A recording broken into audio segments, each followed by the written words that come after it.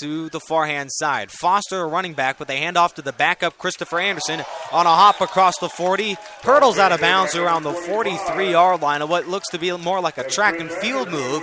Christopher Anderson goes airborne and nearly picks up the first down. Christopher Anderson, the 5'10", 195 freshman out of West Valley College. I think, is he a transfer from West Valley? Well, he's the freshman in that's West Valley High School there, Dan. Okay. But that was a collegiate-type move on a first down and 10. Somebody, that's big time. Boy, Christopher Anderson's going to be fun to watch next year as he will return to the Tigers in 2015. The pistol back handoff to Foster, finding room and has it across midfield, and he's tripped up at the 45-yard line of the Hornets, and yet again the Tigers move the chains on the ground. What's fascinating, Dan, is they had 13 rushing first downs, which was dead last in Southern California coming into conference play. Now that'll be the 16th rushing first down in all 5 quarters. They have turned that running game around. They have, and that's because of Denzel Foster right there running down the middle and being patient, following his blocks and using his vision. Well, Foster this time zigzags for what has been a difficult gain of 3 there. That'll make it a second down and 7. Although 3 yards there, they continue with the run. That opens up the playbook for that play action. It opens up the playbook for Nick King to complete something down the field. Well, new man to the game is Neil Tamateo. It's been hard to pronounce some of these names given that most of them come from Hawaii, Samoa, and other out-of-country Hey, I don't blame you. states. I mean, it's because I'm not even trying. Dan, you haven't been trying all game. And you'd think that the Hornets haven't either. It's a direct snap to Foster. Wrangles outside, has room outside the numbers 40. Reaching for the first down marker. Did he get there? Lowers his shoulder and picks it up. That'll be a 7-yard pickup on second down and 6. Denzel Foster has been electric, hasn't he, Dan? Yeah, and you talked about that last week. Denzel Foster being used in the Wildcat in practice and now practicing it in real play right there. Actually, a play that was supposed to be intended down the middle, but he bounces it out to the far side and gets that first down. Foster's been part of that electric 12-3 start here for the Tigers, and we have a penalty flag, maybe a false start against Riverside. This will be probably the last play of the first quarter following this false start penalty, 1st and 15, but 12-3 is our score here for the hometown team, looking for yet another scoring drive. Yeah, and it's going to be tough with that penalty being called on them. They're going to have to go with Nick King to a receiver, most likely. If they do so, it'll have to be at the under end of the break, as at the end of 1, the Tigers lead 12-3 here at Wheelock Stadium, and it has been impressive what the Riverside College Tigers have been able to do, scoring 82-10, their combined score in 2 games at home, and they continue their dominant effort here at Wheelock. 12-3 our score against the number 6 team in the state, the Fullerton College Hornets, and outside of one long pass by Casey Iman, it has been Fullerton College that has been stymied here on the road. Yeah, we've got to take into account home field advantage. Right here, a decent crowd, a late arriving crowd for Riverside. But before kickoff, guess what? I counted only 43 people on the Fullerton side. It's obviously well and above. Fullerton is so close to Riverside College I here. would think that it was going to be a sold-out crowd for the Fullerton side, but hey, not so far. I think it's the commute that they were worried about. But about this Fullerton crowd, it's a late arriver, but it's always a loud one. Yeah, see, it's always dangerous when you enter the jungle, as here on the road, Fullerton College fans have just not even bothered to make the trip there, Dan. No, like I said, I counted 43. 20 minutes before kickoff, I was saying, where are these people at? You got to count by the thousands here on the home side, as Riverside packs this thing up every single night, and the homecoming game is not even upon us yet. A couple weeks between now and the rematch between Mount Sac. A high snap handled by Christopher Anderson, and that play will gain all the penalty yards back. 2nd and 10 now, and that game against Mount Sac will be so critical. Winner claims first place in the National Central Conference. So all of a sudden, the playbook gets bigger for Riverside. They got the Wildcat going, and it adds more threat to Fullerton. Their playbook was about as thin as my fingernail to begin the year, but now they're adding Wildcat, they're adding extra plays, and the screen pass has been more of a factor in the later stages here of the season. And Nick King has now been the beneficiary of it as he looks left, fires to Whitney, a leaping grab, and he has it out to the 30-yard line. That'll be a pickup of 5. Isaac Whitney, the highly touted sophomore, and Dan, he's well on his way to a Division I university. It's been a fun ride for Whitney following a back seat. He had to take the number 3 role for the Tigers as a freshman. Sam Boyd and others have now been on their way to their respective Division I schools, and Isaac Whitney has stepped up in a big way. Darius Hunter with the grab, and he's out to the 17-yard line. It's been receiver by committee, but Dan, that's another third down conversion. The Tigers are moving the chains. Yeah, I'm so happy for Nick King, who's finally emerged as the official starter, a guy who we would have never known about if Helinski would have never been such a turnover-prone machine. Yeah, if he played the way that he did against Bakersfield College, I believe Kelly Helinski would be the guy. Maryland University, ironically, one of the premier Division I programs, they gave him a scholarship offer, and ironically, the same exact week, Helinski was benched. King hit as he throws, and that pass is caught out of the back of the end zone. That looked to be done from the start, and King is on his back. That's not something we want to see, but 0 sacks allowed by that Riverside offensive line today. That's really, really good because Nick King right there took a hit, and give the offensive line credit. They held that defensive line just enough for him to release that ball. It was actually a great ball thrown towards the back of the end zone over here on this near side, but unfortunately, a better play by that Fullerton defender. Now, Fullerton defensively has been a premier defense. They rank number 3 in the state against the run. Not the same against the pass as Golden West picked them apart last week. We do have a penalty flag and another false start. That'll be the 3rd false start today by that offensive line. Yeah, and it's something that's continued all season long, these penalties. At one point at Grossmont, we lost track of how many penalty yards they average around 20 per game. Riverside does. That's the lone problem.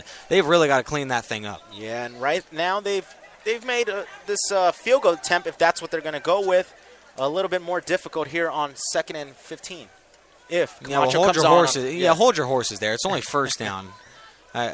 Riverside's got to be looking for the end zone with 13:22 to go. 12-3 our score. King fires at the end zone, but over the head of Isaac Whitney, and he got his bell rung. As for the Hornets, that was a bone-jarring collision by Teamer Terry, and it sends the quarterback to the turf. Terry right there drilling Nicholas King straight to the ground and causing that overthrown pass 2 in a row now by Nick that he's overthrown.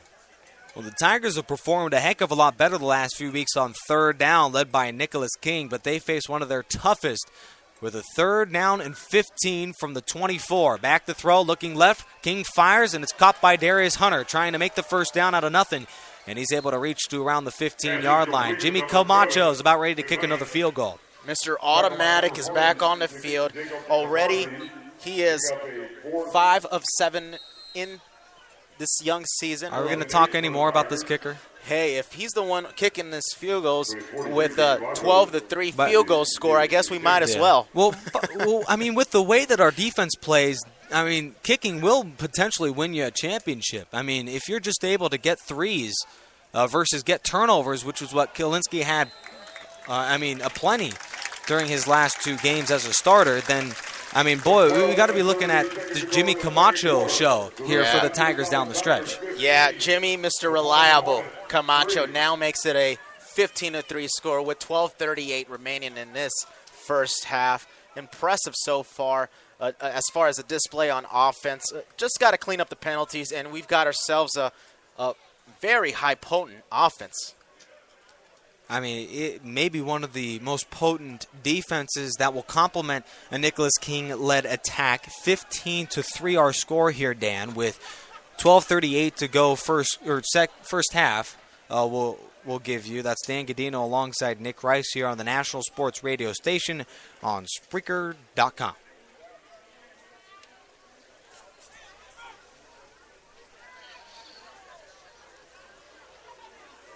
This crowd is in it, aren't they? Hey, it's a kicking machine game, I guess. It's not the high explosive offenses that we like to look at.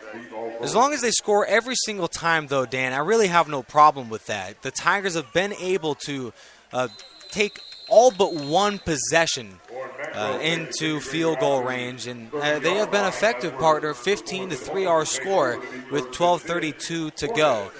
And I mean, the problem was Kelly Helinski in his final game as a member of the Tigers here, starting with the football. Off of 4 possessions against El Camino last week, 3 punts and a pick 6. Meanwhile, King, off of the final 10 possessions of the game, scored 3 touchdowns and another field goal. A far different result. Between the exact same defense. And I wouldn't say it's all talent. What it is just athleticism a lot.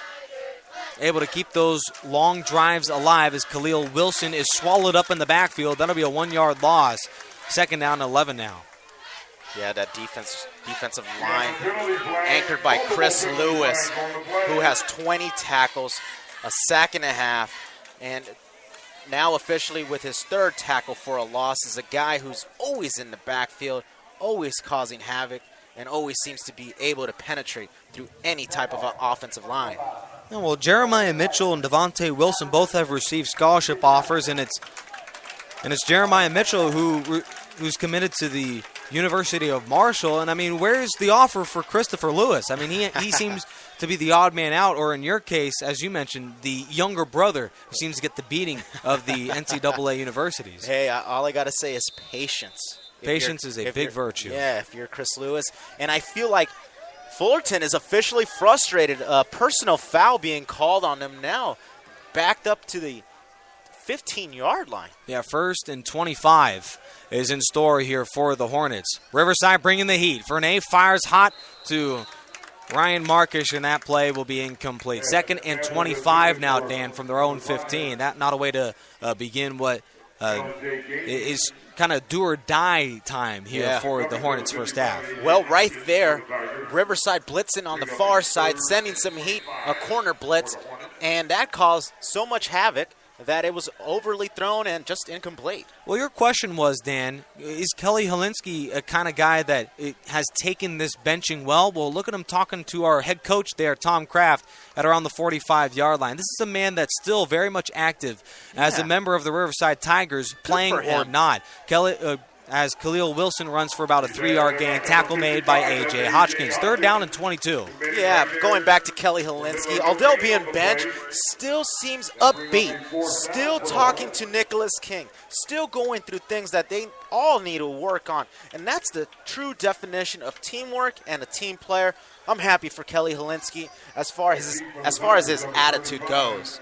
He shows class and respect, something you want to see from every single player on this RCC team. And I'm sure Marshall University saw that and we're willing to give a guy with a questionable history some sort of a break, as Iman sends a beauty into the night sky, and Tremel Javis will signal and call fair catch at the 49-yard line with a late flag, too. That may be against the Fullerton College Hornets. Way after the whistle was already blown, we have a yellow marker down, and we'll check the penalty here. And I mean, these referees are going to have to recharge their batteries. I mean, they have just been active galore here in the first half. As you like to say, they better ice those arms after this one. Oh, wow. Interesting. A delay of game called on That may be a light way to call unsportsmanlike conduct. That was far after the whistle was already blown. They didn't specify how in the world that penalty was called, but Fullerton needs to figure out the specificities of what is a dominant Riverside defense. They need to figure out some sort of way to copy one of the a page from the Tigers playbook, if you will. Well, one thing I've taken into account is they're not running the ball well. They're not establishing a run, and therefore they're going to have to go to their struggling quarterback. I mean, Riverside has been fantastic, partner, against the run. They gave up -2 yards rushing the football last week against El Camino. King off of play action, goes long, has a wide-open tight end, Matthew Moore, and there's your deep ball, Dan. And he begins the game 0 for 1 going down the field. Well, it's obvious Nick King has got to take some of that power off of that deep ball. Because, man, that would have been fun. Michael Moyne was totally open. His tight end open on a straight streak down the middle. It doesn't get any easier than that, but Nick King, you've got to work on your deep pass, obviously.